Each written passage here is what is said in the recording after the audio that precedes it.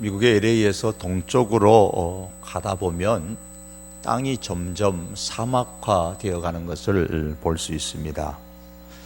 그리고 땅이 사막화되어 감에 따라서 좋은 땅에서는 나뭇잎이 크고 넓습니다.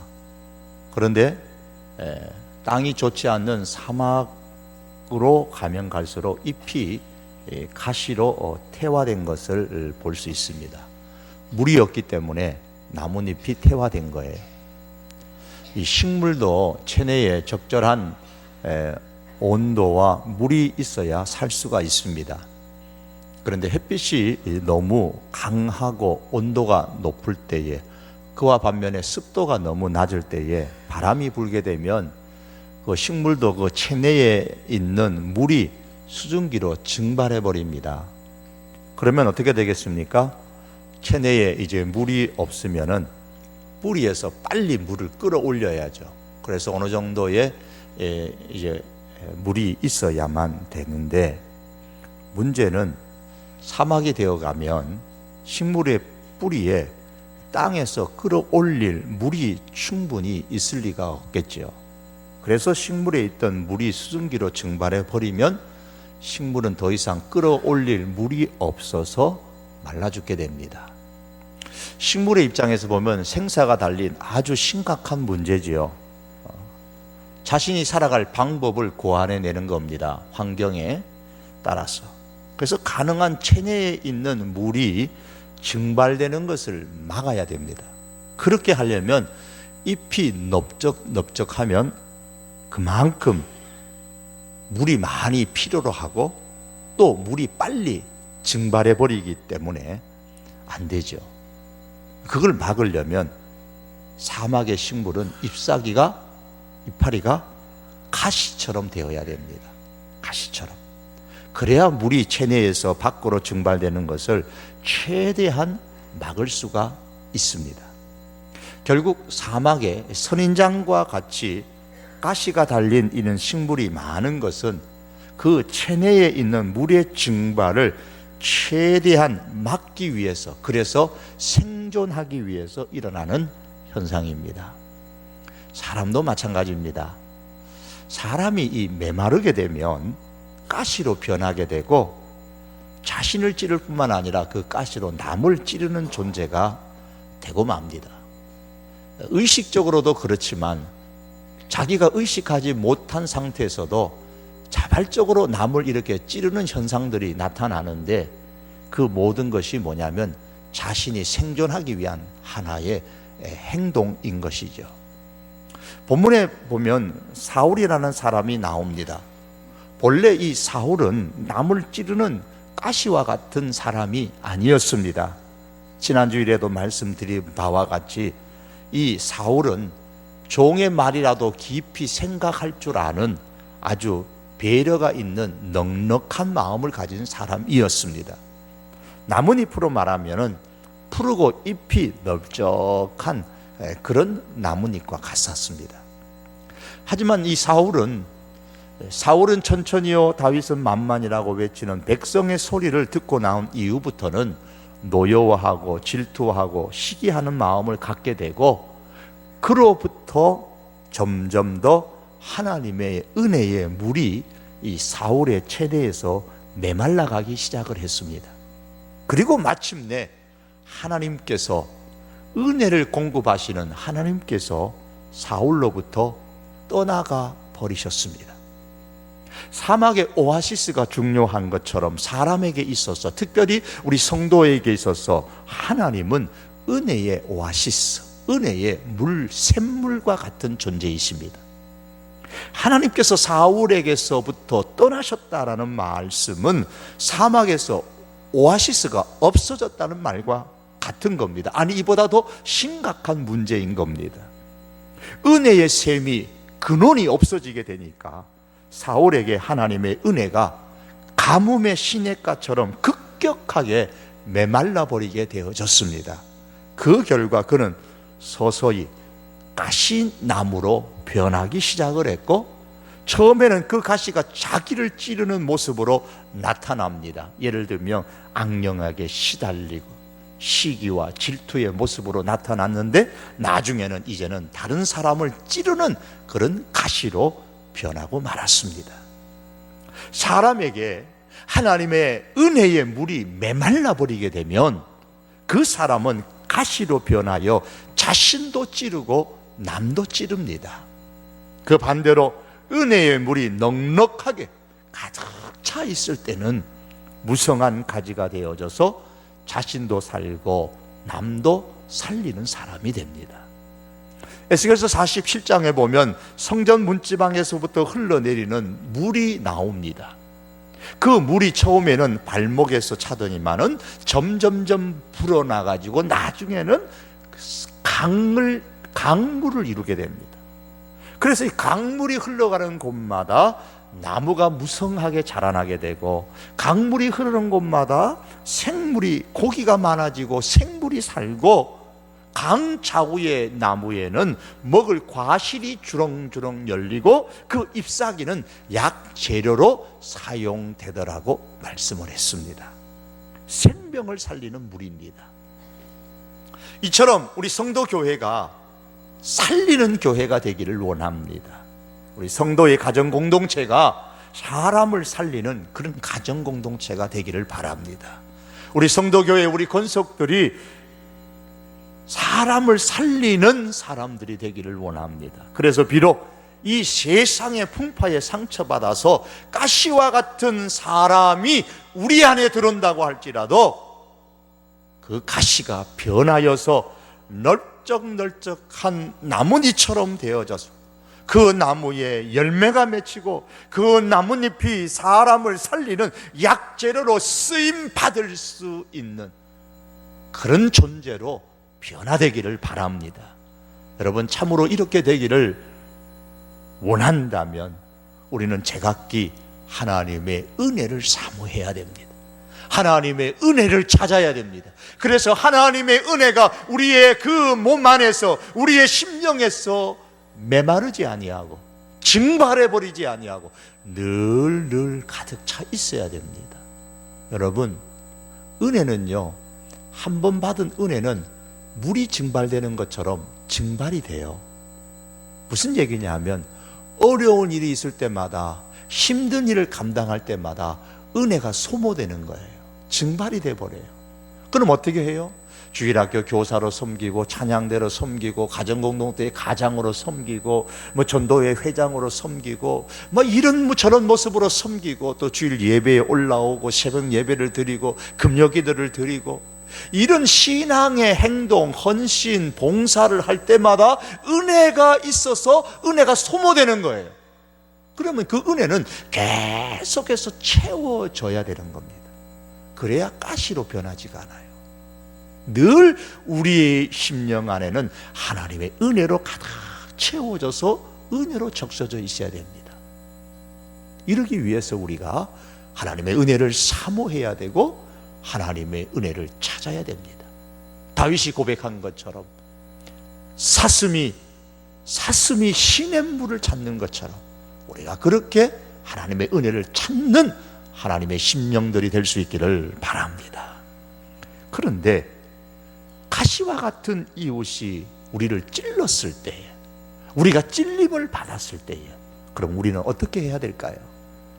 먼저는 아무리 가시가 찔려도 하나님께서 허락하지 아니하면 절대로 무너지지 않는다는 사실, 죽지 않는다는 사실을 우리가 확신하면서 살아야 됩니다. 따라서 중요한 것은 비록 내가 가시에 찔리는 일이 있더라도 내가 하나님 편에 서 있는가를 점검하는 것입니다. 만일에 내가 여전히 가시에 찔렸음에도 하나님 편에 서 있다면 결코 하나님께서는 우리를 죽도록, 넘어지도록 내버려 두시지 아니하십니다. 사무엘상 23장 14절의 말씀에 보면 이런 말씀이 나오죠. 14절입니다. 앞에 말씀에 보면 사울이 매일 찾되, 끝에 말씀이에요. 14절 하반절에 사울이 매일 찾되, 왜 찾아요? 죽이려고, 잡아 죽이려고. 그러니까 사울이 매일매일 가시로 찌르는 거예요. 사울이 매일 찾으니 다윗은 계속 도망갑니다. 얼마나 힘들겠어요. 때로는 미친 행동도 하고요, 해외로 도망도 가고 광야로 도망가니까 얼마나 힘듭니까? 사울이 매일 찾습니다. 그렇지만 하나님이 그를 그의 손에 넘기지 아니하신다 그러셨어요. 하나님이 다윗이 넘어지지 않도록 하나님이 지켜주시잖아요. 하나님은 오히려 여러 방편을 통해서 다윗을 위로하고 격려하고 보호하고 아낌없이 다윗을 위해서 활동하시는 우리 하나님을 발견하게 됩니다. 아무리 가시 같은 이웃이 우리를 찌른다고 할지라도 나만 하나님 편에 바로 서 있으면 하나님께서는 나를 구원할 사람을 붙여주십니다. 다윗의 경우에 보면 미가를 붙여주시죠. 위로자인 요나단을 붙여주시죠. 다윗에게 힘이 되어주는 400명의 사람들을 붙여주셨죠. 때로는 아무리 가시 같은 이웃이 나를 찌를지라도 나만 하나님 편에 바로 서 있으면 하나님은 나를 구원하시기 위하여 하나님께서 직접 역사해 주십니다. 다윗이 사무엘에게 피난 갔을 때에, 라마나요스에 갔을 때에 그 소식을 듣는 사울이 라마나요스로 전령들을 보내고 직접 자기가 찾아왔습니다. 잡아 죽이려고요. 하지만 하나님께서는 그 사울이 보낸 사람들, 아니 사울이 직접 왔을 때에도 다윗을 잡아가지 못하도록 하나님의 영이 그들 가운데 임하여서 그들의 마음이 순한 양처럼 변하게 만들어 주셨어요. 저 처음에는 다윗을 잡아야 되겠다 그런 마음으로 왔는데 다윗이 있는 지역에 들어오기만 하면 마음이 순한 양처럼 변해버립니다. 그래서 다윗을 잡아가지를 못했어요. 하나님이 직접적으로 하나님의 영으로 역사하셨던 거예요. 또한 아무리 가시 같은 이웃이 우리를 찌는지라도 내가 하나님 편에 바로 서 있기만 하면 하나님께서는 우리의 환경을 변화시켜서라도 우리를 위기로부터 구원해 주십니다. 오늘 본문 바로 앞에 말씀해 보시면 이 10이라는 지역에 사는 사람들이 다윗이 있는 곳에 대한 정보를 사울에게 고발하는 내용이 나옵니다. 특별히 20절의 말씀 보면 그를 왕의 손에 넘길 것이 우리의 의무나이다. 마치 무슨 다윗과 원수진 것도 아닌데 다윗을 사울 왕에게 넘기는 것이 자기들이 살아가는 의무래요. 사명이라는 겁니다. 가시로 찌르는 것을 사명으로 여기는 사람들이 바로 이 10지역에 살아가는 사람이에요. 이들 때문에 사울은 다윗에 관한 정보와 그 보고에 대해서 정확하게 알고서 한순간에 다윗을 포위해 버렸습니다. 26절의 말씀 보면 본문입니다. 사울이 산 이쪽으로 가며 다윗과 그의 사람들은 산 저쪽으로 가며 다윗이 사울을 두려워하여 급히 피하려 하였으니 이는 사울과 그의 사람들이 다윗과 그의 사람들을 애워싸고 잡으려 함이었더라. 사울이 다윗을 포위해 버렸습니다. 다윗의 입장에 보면 위기입니다. 가시에 찔려도 그냥 약간 찔리는 것이 아니고 죽을 정도로 찔리는 상황이 되어버렸습니다. 그런데 이때에 마침 놀라운 일이 일어나죠. 하나님께서 블레셋 사람을 사용하셔가지고 저 이스라엘 본토, 이스라엘의 그 지역을 공격하도록 만들어버리십니다. 27절과 8절입니다. 전령이 사울에게 와서 이르되 급히 오소서 블레셋 사람들이 땅을 침노하나이다. 이에 사울이 다윗 뒤쪽 길을 그치고 돌아와 블레셋 사람들을 치러 갔으므로 그곳을 셀라 하만드 곳이라 칭하니라. 다윗이 지금 사울의 포위로 인해서 꼼짝없이 이제 잡힐 수밖에 없는 상황이 되었는데 그 순간에 사울의 전령이 온 거예요. 저 블레셋 군대가 우리 이 지역을 공격해 왔습니다. 빨리 가야 됩니다. 그러니 다윗 하나 죽이는 것보다도 이 나라를 지키는 게 중요하잖아요. 그래서 사울 왕이 급하게 내려가서 블레셋과 대항을 합니다. 그 덕분에 다윗이 사울의 포위에서 살아나게 됩니다. 이 사실을 경험했던 다윗이 그곳 이름을 셀라 하만드곳이라고 불렀다 그랬습니다. 이 셀라 하만드곳이라는 말은 분리의 바위다, 분리의 절벽이다 라는 뜻입니다. 본래의 뜻은 그것입니다.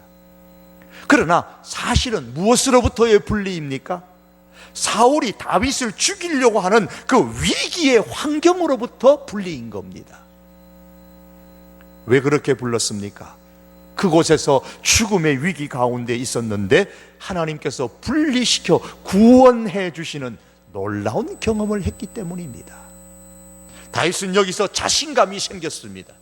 어떤 위기의 순간 속에서도 하나님께서 나를 구원해 주신다라는 이 확신이 분명하게 생겼습니다.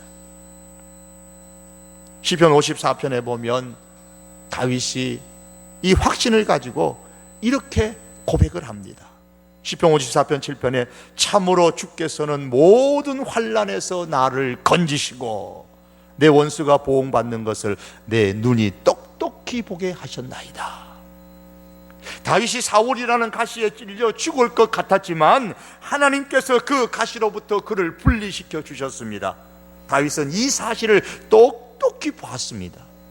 그래서 그는 그 장소를 셀라 하만드곳이라고 불렀던 겁니다. 중요한 것은 이 사건 이후부터예요. 이 사건이 있기 전까지 사실 다윗은 사울이 쫓아오는 것으로 인해 굉장히 사울을 두려워했습니다. 21장 10절에 보면 다윗이 사울을 두려워한 나머지 가드로 모압으로 피신을 갔어요. 23장 오늘 26절에 보면 다윗이 사울을 두려워하여 급히 피하려 하였다 그랬어요. 그런데 이 셀라 하만드곳에서의 하나님을 경험하고 나서부터는 사울이라는 이 가시를 이제 두려움의 대상이 아니라 불쌍히 여기는 대상으로 바라봤습니다. 그렇게 보였어요. 셀마 하만드곳의 하나님을 경험한 것이 23장의 거의 마지막이죠. 그리고 24장에 가면 다윗이 사울을 죽일 수 있는 기회가 생겼습니다. 그럼에도 불구하고 사울을 살려주는 사건이 나옵니다. 이제 가시를 완전히 꺾어버릴 수 있는, 제거해버릴 수 있는 기회가 온 것이에요. 하지만은 다윗은 자기를 찌르는 그 가시를 제거하지 않고 그대로 내버려 둡니다. 사울을 살려주는 거예요. 왜냐하면 다윗에게는 분명한 확신이 있었기 때문입니다. 하나님께서 나를 찌르는 가시로부터 분리시켜 구원해 주신다. 내가 하나님 편에 바로 서 있기만 하면 아무리 사울이 나를 찌르려고 할지라도, 찔러 죽이려고 할지라도 하나님께서는 나를 분리시켜 그 환경을 변화시켜 나를 구원해 주신다. 이 확신이 생겼기 때문에 더 이상 이 사울이라는 가시가 두려움의 대상이 아니라 불쌍히 여기는 대상이 되고 말았던 겁니다. 그렇습니다. 사랑하는 성도 여러분, 아무리 가시 같은 이웃이 우리를 찔러도 그 가시 같은 이웃이 우리를 어떻게 할 수가 없습니다.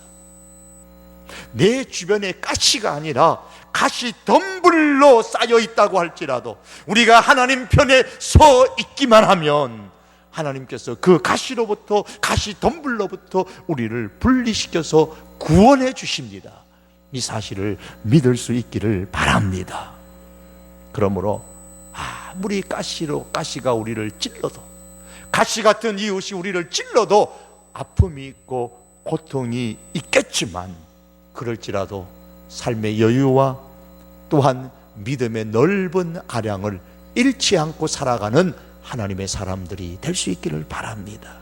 여러분, 아무리 가시가 찔러도 하나님께서 허락하지 않으시면 나는 넘어지지 않는다, 나는 결코 죽지 않는다 라는 이 확신을 가지고 사십시다.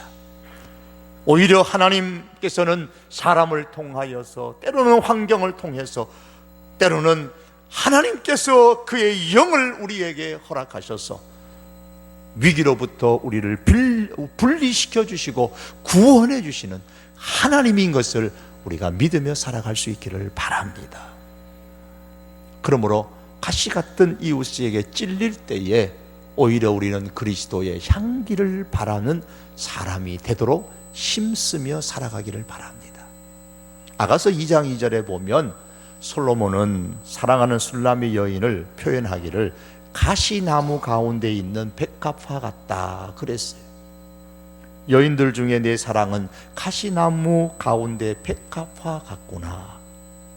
바람이 불면 가시 옆에 있는 백합화의 연약한 줄기가 어떻게 돼요? 가시에 의해서 찔리죠. 꽃잎이 찢어집니다.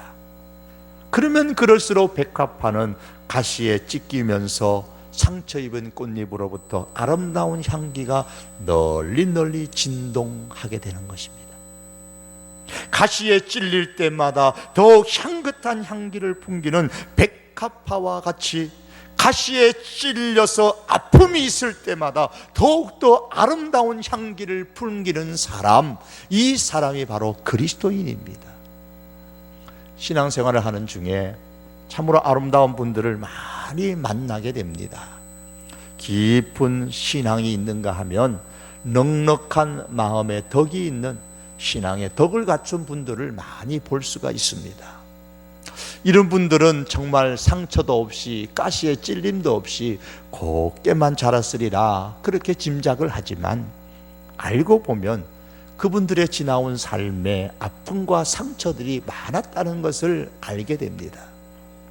이분들의 그 아름다움은 상처가 없었기 때문이 아니고 상처가 날 때마다 그 목마른 사슴이 신의 물을 찾는 것처럼 하나님의 은혜를 사모하고 간절히 찾았기 때문인 것을 알게 됩니다.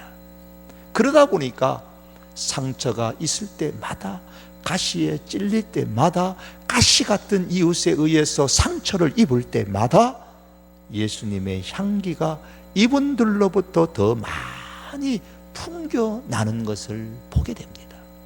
사랑하는 성도 여러분, 가시와 같은 사람에 의해 찔렸을 때에 향기를 풍기는 그 사람을 오늘 솔로몬은 내 사랑이라 그렇게 불렀어요.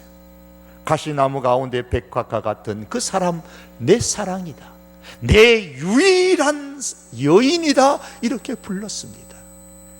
오늘 주님을 따르는 우리 많은 성도들이 있지만은 주님께서는 특별히 가시 같은 이웃에 찔렸을 때에 예수님의 향기를 바라는 성도를 향하여서 이와 같이 불러주십니다. 너는 내 사랑하는 사람이다, 내 사랑이다. 하나님께서 그렇게 불러주십니다. 가시 같은 이웃으로 인해 슬픔과 원망과 분노로 가슴을 태우지 말고 더욱 향긋한 그리스도의 향기를 풍기는 우리 성도들로 살아갈 수 있기를 바랍니다. 하지만 우리는 여기서 한 걸음 더 나가야 됩니다. 가시에 찔려 상처가 났을 때에 아프지만은 그 가시 같은 이웃을 하나님께 올려드리고 하나님께 바치는 우리들이 될 수 있기를 원합니다. 지금은 오래된 구식이지만 처음 나올 때는 신식이었죠. 처음 나오면 뭐든지 신식입니다. 과거에 유명했던 애니콜, 또 파브, 지펠, 하우젠, 우리 가정에서 쓰는 물품들이죠. 삼성전자의 전략 마케팅 성공 신화를 일으켰던 전옥표라는 박사가 분이 이제 고안해서 만들었던 것들이죠. 그분이 이후에 이기는 습관이라는 책을 썼는데 그분이 거기에서 영적 기억과 예수라는 책을 읽고서 크게 감동을 받은 표현을 소개했습니다. 영적 기억과 예수라는 책에 당신이 하는 모든 일을 하나님께 바치듯 하라는 그런 내용이 나와요. 당신이 하는 모든 일을 하나님께 바치듯 하라. 이 말에 충격과 감동을 받았어요. 그래, 맞다. 내 사업에 있어서, 내가 맡은 이 일에 있어서 하나님께 바치듯이 한번 해보자. 그렇게 이제 결심을 했습니다. 예컨대 매장의 점원이 방문한 고객을 하나님이라고 한번 생각해서 모신다면 어떻게 할까요? 물건을 찾기에 불편하지는 않으신지, 혹시라도 매장이 불견하지는 않는지, 너무 덥거나 너무 춥지는 않는지, 응대하는 나의 복장이나 말씨가 단정한지, 예의 바른지 남이 지적하지 않아도 스스로가 고민하겠죠. 자, 여러분 남대문에서, 여러분 동대문에서 혹은 여기저기서 이제 영업을 하시는 분들이 많이 계신데, 오시는 손님들이 다 하나님이라고 생각하면 여러분은 어떤 마음가짐으로 임하실까요? 이분이 물건을 만드는 것, 고안해는 것도 그래요. 사원들을 훈련시키는 것도 그래요. 하나님께 바치듯이 내가 이 냉장고를 하나님께 바친다. 내가 하나님께 바칠 냉장고를 한번 만들어 봐야 되겠다. 하나님께 바칠 이 세탁기를 한번 만들어 봐야 되겠다. 그런 심정을 가졌다는 거예요. 다윗이 지금 가시 같은 사울을 하나님께 바칩니다. 다윗은 사울을 죽이라고 말하는 주변 사람들에게 이렇게 말합니다. 내가 손을 들어 여호와의 기름 부음을 받은 내 주를 치는 것은 여호와께서 금하시는 것이니 그는 여호와의 기름 부음을 받은 자가 됨이니라. 다윗이 왜 사울을 죽이지 않았다고요? 사울이 하나님의 기름 부음을 받은 사람이기 때문이라 그랬습니다. 이 말은 하나님께서 특별히 구별한 사람을 내가 어떻게 하겠느냐, 그러면서 그 사울을 하나님께 올려드렸습니다. 그러면서 다윗이 이렇게 말합니다. 여호와께서는 나와 왕 사이를 판단하사 여호와께서 나를 위하여 왕에게 보복하시려니와 내 손으로는 왕을 해하지 않겠나이다. 그러면서 그 자기를 찌르는 가시인 사울을 하나님 앞에 올려드리는 다윗의 모습을 발견하게 됩니다. 사랑하는 성도 여러분, 가시 같은 이유 때문에 힘드십니까? 가시 같은 이유 때문에 고통스럽고 눈물 흘리는 날이 너무 많으십니까? 그럴 때에 그리스도의 향기를 풍기는 것도 소중하지만 그 가시 같은 이웃을 하나님께 올려 바치시기를 바랍니다. 그리고 하나님께서 내게 주신 그 일을 계속해서 감당할 수 있기를 바랍니다. 말씀을 맺겠습니다. 말씀을 드렸던 이 이기는 습관을 썼던 이 전옥표 박사가 많은 책을 썼어요. 그분의 또 다른 책인 한 3년 전의 책인가 보면 지금 힘들다면 잘하고 있는 것이다 라는 책이 있어요. 지금 힘들다면 잘하고 있는 것이다. 제목이 그래요. 거기에서 이렇게 얘기했습니다. 가난과 상처도 인생의 자원이다. 상처도 인생의 자원이라 그랬습니다. 가시 같은 이웃에 찔린 상처도 인생의 자원입니다. 사울로 말미암아서 사울이 찌르는 가시에 다윗이 엄청난 상처를 받았습니다. 그런데 그 상처가 다윗의 이후의 인생에 엄청난 자원이 되었음을 성경이 우리에게 밝혀주고 있습니다. 증명해 줍니다. 따라서 누군가가 나를 찔렀을 때에 그 찔림으로 받은 이 상처를 잘 관리하는 이것이 바로 내 영혼을 잘 관리하는 것이요, 우리의 신앙을 관리하는 겁니다. 그렇다면 가시에 찔린 상처를 여러분 우리가 어떻게 관리해야 합니까? 먼저는 가시 같은 이웃에 찔렸을지라도, 그래서 아픔이 있다고 할지라도 내가 가시 같은 이웃이 되지 않도록 힘써야 됩니다. 비록 나는 가시 같은 이웃에 의해서 찔림을 받았지만 나는 다른 사람을 찌르는 가시 같은 사람이 되지 않으리라, 이런 결단을 하셔야 됩니다. 이렇게 하시려면 아프면 아플수록, 찔리면 찔릴수록 하나님의 은혜의 물이 내 심령에서 메마르지 않도록 하나님의 은혜를 갈망하고 사모하시기를 바랍니다. 또한 가시 같은 이웃이 우리를 찌를 때에 아무리 가시가 찔러도 하나님께서 허락하시지 않으면 나는 절대로 넘어지지 않는다, 죽지 않는다, 이 사실을 확신하며 살아갈 수 있기를 바랍니다. 하나님은 셀라 하만드곳의 하나님이십니다. 환경을 바꾸어서라도 우리를 분리시켜 구원해 주시는 하나님이십니다. 이 하나님을 믿고 아무리 가시에 찔려도 나는 결코 쓰러지지 않고 하나님이 구원해 주신다는 확신으로 살아가는 우리들이 될 수 있기를 바랍니다. 그리고 이런 가시에 찔릴 때마다 오히려 그리스도의 향기를 바라도록 힘쓰며 살아가십시다.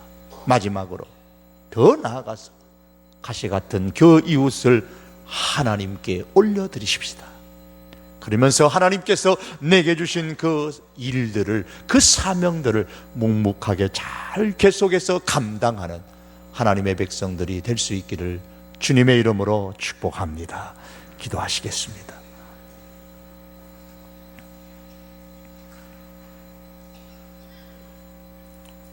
상처가 곧 인생의 자원이다. 하나님 아버지, 우리가 가시 같은 주변의 사람들로 인하여 찔림을 당하여 고통스럽고 아프고 눈물 짓는 일이 많을지라도 주여 원하건대 이것을 인생의 자원으로 삼아서 더 멀리 뛰게 하시고 더 멀리 날아가게 하시고 하나님의 은혜를 더 풍성히 누리고 하나님의 복을 더 많이 받을 수 있는 하나님의 사람으로 우리의 믿음의 관리, 영혼의 관리를 잘 할 수 있는 하나님의 사람들 되게 하여 주시옵소서. 예수님의 이름으로 기도하옵나이다. 아멘.